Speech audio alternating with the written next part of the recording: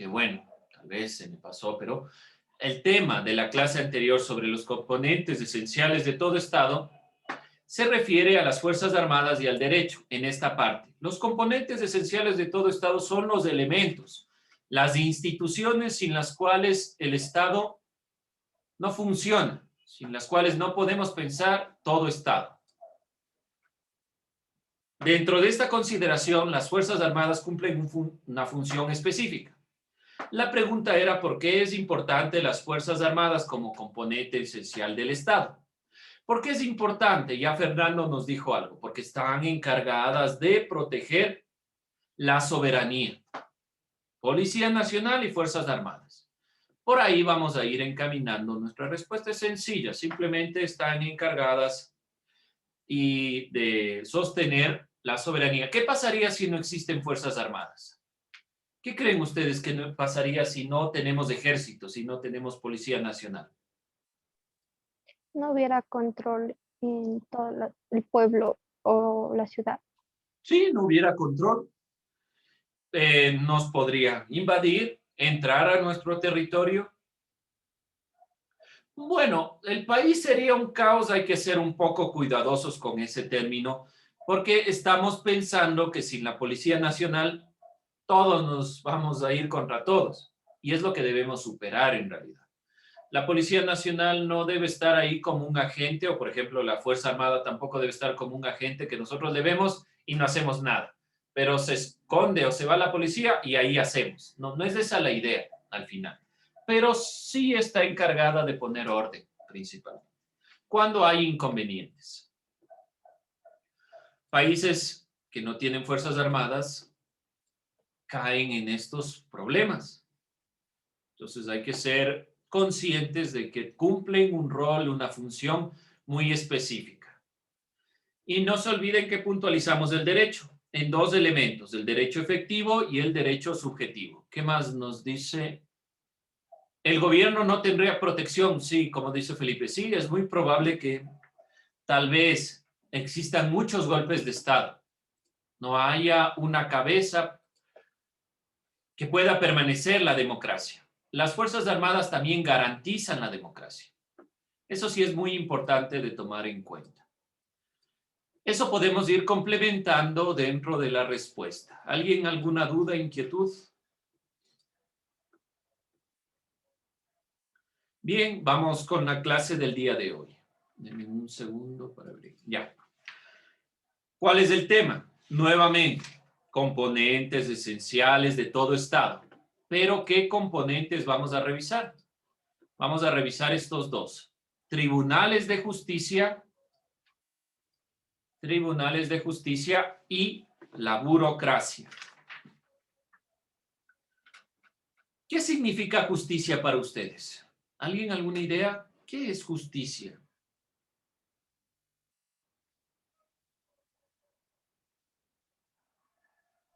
Igualdad más o menos para todos y no solamente como que a este le doy y a este no le doy. Sí, muy bien. Gracias, Felipe.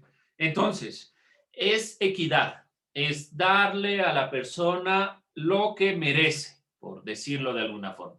No es un tema sencillo, no es simplemente pongo normas o leyes y se soluciona. Es un tema complejo.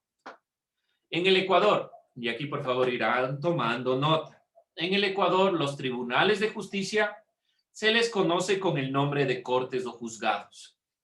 Entonces, si hablamos de un tribunal de justicia y yo hablo de indistintamente de una corte, ya saben que estoy hablando de exactamente lo mismo.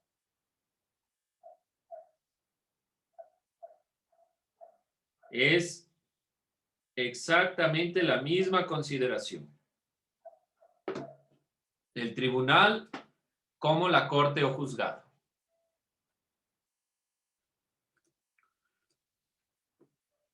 Estos organismos están encargados de resolver litigios. ¿Qué es un litigio? Un enfrentamiento, disputa entre dos o más partes en un juicio. Lo que vemos en la imagen.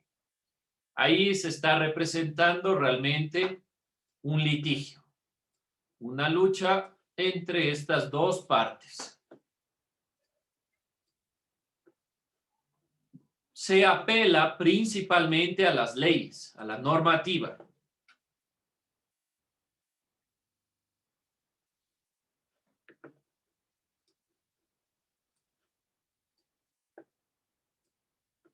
Vamos con un organismo que es el más relevante en cuestión de justicia, la Corte Nacional de Justicia. Es el organismo máximo de administración de justicia en el Ecuador. Esa es la Corte Nacional de Justicia, el máximo organismo de administración de justicia en el Ecuador. No se olviden, es decir, que después de todo tipo de proceso a través de las cortes superiores de tránsito, de la niñez, de qué sé yo, todas las cortes, pasa a la Corte Nacional de Justicia, está encargada de administrar la justicia. Y tiene una misión. La misión es garantizar la vigencia y la supremacía de la Constitución. Sabemos bien que la Constitución es la ley máxima. No existe otra ley en un país que sea superior a la Constitución. Por lo tanto, la Corte Nacional de Justicia debe garantizar que las normas, las leyes y todos los procesos sean en función de la Constitución del país. No se olvide tomar en cuenta. Esto está dentro de los tribunales de justicia, la Corte Nacional de Justicia.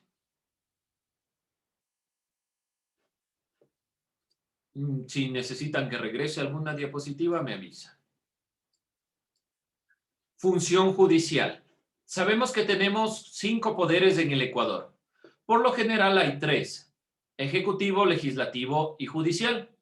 La función judicial del Estado está conformada por estos organismos. El conjunto de estos organismos, las Cortes Superiores más la Corte Nacional de Justicia, conforman la función judicial.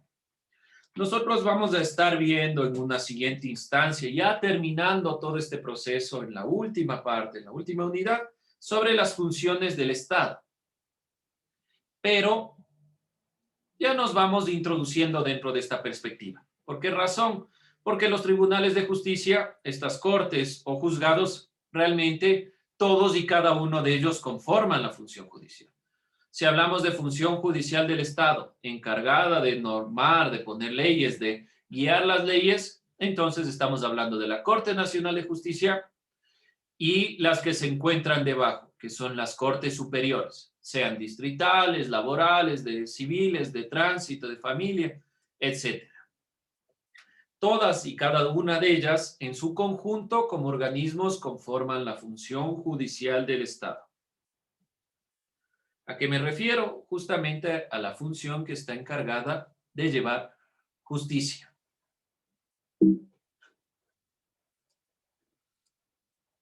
Principios de la función judicial.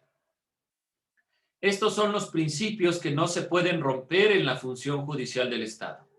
Debe tener independencia, no debe depender de ningún otro poder, autonomía administrativa, económica y financiera, funcionamiento en unidad jurisdiccional, acceso gratuito, obviamente salvo los costos procesales. Como vemos aquí, ¿por qué razón?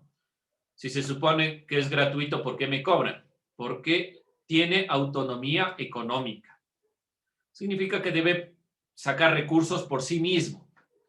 Por lo tanto, algunos, sobre todo en el proceso judicial en sí mismo, hay costos. Los juicios deben ser públicos, salvo lo estipulado en la ley, y la oralidad para la sustentación de los casos en todas las materias. Se refiere a que todos los casos van a ser guiados de forma oral, como veíamos en la imagen. Hay una persona que defiende, una persona que acusa y vamos guiando el proceso para llegar a la mejor conformación posible, al mejor resultado posible. Esos son el conjunto de los organismos que conforman la función judicial, se rigen por estos principios. Bien, dentro de esta consideración, vamos a mirar el Consejo de la Judicatura. Yo estoy avanzando aquí. Cuando lleguemos nosotros a las funciones del Estado, los 4 poderes del Estado, cada una de estas funciones del Estado tiene un organismo que está encargado principalmente de revisar. En el caso de la función judicial, es el Consejo de la Judicatura. El Consejo de la Judicatura es el órgano de gobierno administrativo y de vigilancia. Este punto es esencial. Todo poder del Estado, toda función del Estado va a tener un organismo que se encarga de vigilar la disciplina de la función judicial en este caso, o de cualquier función. Así también, por ejemplo, la función de transparencia y control social tiene un organismo, la función electoral tiene un organismo y así sucesivamente. Los 3 poderes del Estado principales tienen una conformación donde principalmente la Asamblea es quien va vigilando los otros poderes. Pero bueno, ya estaremos viendo esto. Por ahora nos quedamos con la perspectiva del Consejo de la Judicatura. Por favor, no olvidarse esta idea, principalmente porque estaremos viéndola en la siguiente parte cuando hablemos de las funciones del Estado. Tener en cuenta. Ahí vamos a ver un poco más de la misión. Por ahora no nos quedamos en la misión, sino simplemente en estos elementos. Recuerden entonces, primero, esta consideración. Los tribunales de justicia en el Ecuador se conocen como cortes o juzgados. Están encargados principalmente de resolver litigios, es decir, enfrentamientos o disputas que existan por medio de un juicio. La Corte Nacional de Justicia es el máximo organismo administrativo. Ese organismo, la Corte Nacional, más las Cortes Superiores, conforman toda la función judicial del Estado. Los principios de la función judicial son los que acaban de ver, pero principalmente la independencia y autonomía son los más relevantes. El Consejo de la Judicatura es el órgano de gobierno administrativo y de vigilancia. Esos puntos no pueden olvidarse. Vamos con el tema de la burocracia. ¿Qué entendemos por burocracia? Viene de la palabra francesa bureau, que significa escritorio, y kratos, que ya sabemos que es poder. ¿Qué es prácticamente la burocracia? Bueno, ahí ustedes pueden leer un sistema de organización, de una institución. Pero ¿qué es en realidad la burocracia? Es una serie de procedimientos, de papeles, de objetos concretos que debemos presentar. Si yo quiero, qué sé yo, sacar algún papel, ¿qué tienen que hacer? Llevar una serie de trámites escritos, puntuales o a través del Internet, que son papeles que le permiten al Estado procesar su requerimiento. La burocracia es importante y está dentro de todos los procesos del Estado. Es un elemento fundamental. Pero ¿qué pasa? Que a veces se presentan inconvenientes. Como dice Max Weber, es deseable que la burocracia cumpla con los siguientes principios: el de eficiencia, transparencia, agilidad, pertinencia y gratuidad. En el Ecuador tal vez se ha llegado a la eficiencia, tal vez a la, bueno, no diría ni a la eficiencia tal vez, pero se ha llegado, creo yo, de cierto punto a la gratuidad, a la pertinencia. Se han quitado una serie de trámites que en la anterioridad se necesitaban. Solo para poder sacar un trámite, un papel, se necesitaba, como en la imagen, una serie de papeles, trámites engorrosos. Pero no creo que hemos llegado a ser eficientes en el Ecuador. No hemos llegado del todo a ser transparentes. Y lo que menos se es en el Ecuador es ágil en los trámites. Es de lo que más se queja. ¿Qué nos dice la imagen de la izquierda? ¿Qué les sugiere? Es una crítica a la burocracia. ¿Qué le sugiere la imagen de la izquierda? ¿Alguien que opine sobre lo que dice ahí?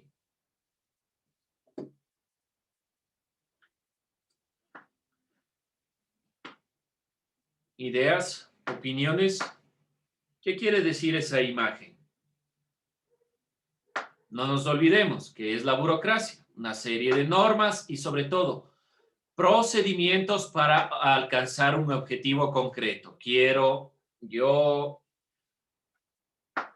qué sé yo, sacar un requerimiento para vender el carro, ¿ya? Para ese requerimiento necesito una serie de cantidad de papeles. Cuando una cantidad de papeles no sirven, no son eficientes, la imagen que está mostrando prácticamente, ¿qué les dice? ¿Qué les sugiere a ustedes? Opinen. Que si no tiene todos los papeles que son necesarios para hacer ese trámite, no puede ser atendido a la persona. Ya, pero ¿para qué les sirven esos papeles? Mire, ¿para qué les sirve? Para llegar a ser atendidos. Pero dense cuenta, ¿para qué en realidad? Para apoyarse en ello. Exacto, pero y para nada en realidad, porque si yo pusiera un banquito aquí a esta persona, hace lo mismo que los papeles. Es una burla al sistema burocrático. Se están burlando de que la mayoría de los papeles que nosotros llevamos sirven para esto, para absolutamente nada. Y que esos papeles se guardan, se botan. Entonces, para hacer un trámite yo tengo que tener los 20,000 sellos, las 20,000, y tengo que ir de un ministerio a otro, de una función a otra. Aquí, esos papeles están sirviendo a esta persona solo para pararse en los mismos, es decir, para absolutamente nada. Eso es lo que desde el gobierno, desde el último gobierno, se ha tratado de ir quitando, tratar de que sean solo pertinentes los papeles, que sean gratuitos, que sean ágiles, pero yo no creo que hemos llegado a eso. Se pide ahora que todo sea a través de Internet. Cogemos una cita, por ejemplo. ¿Cómo se cogía una cita para ir al seguro anteriormente y para que nos revisen? Había que hacer papeleo, o había que llamar por teléfono, le llamaban después de meses. Ahora hay el Internet, pero aún así no es ágil, aún así no funciona, estás colapsado.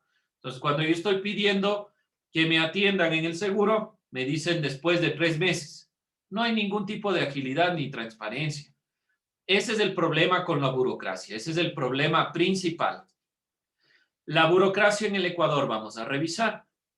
El Ecuador, para atender a las demandas de la población, funciona de manera, la conformación propia de la función, del funcionamiento es centralizado, desconcentrado o descentralizado. Funciona de estas maneras que podemos ver aquí.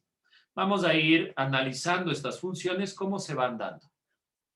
Ahí tengo otra crítica a la burocracia, ¿sí?, que ustedes pueden ver en la imagen. Prácticamente la crítica a la burocracia ha sido una serie de papeles que no sirven para nada. Entonces vamos a ir viendo estos elementos.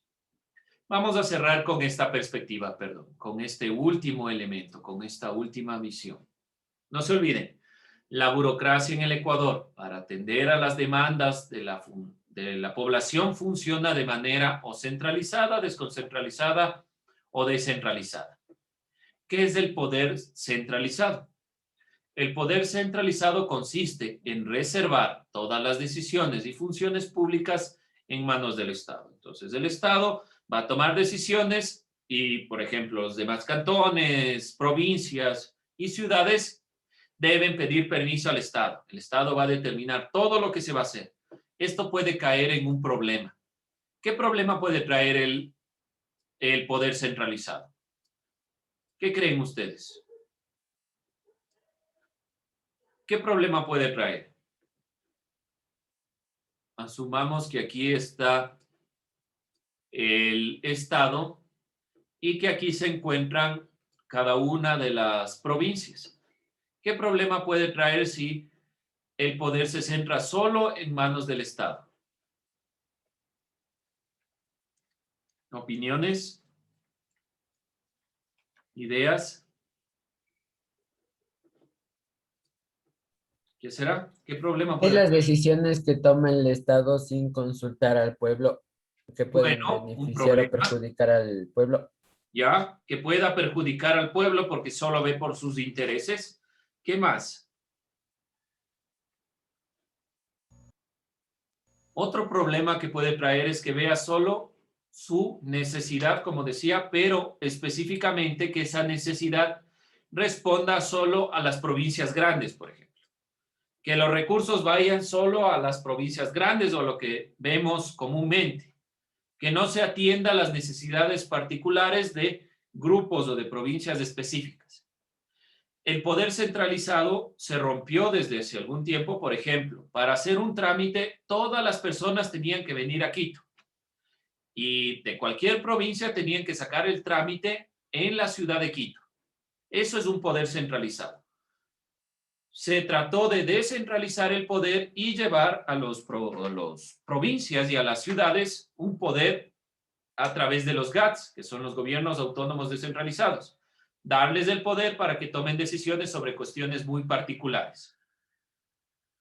El poder centralizado funciona cuando, por ejemplo, hablamos de vacunas.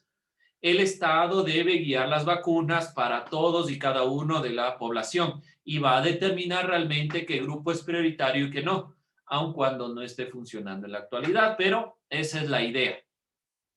Ese es el poder centralizado. ¿Alguna duda, pregunta, inquietud? Entonces, no se olviden contestar la pregunta que hice. ¿Qué riesgo puede traer el poder centralizado? Ya lo dije, ya lo dijo el compañero también. Si quieren poner eso mismo, es correcto. ¿Qué inconveniente puede traer el poder centralizado?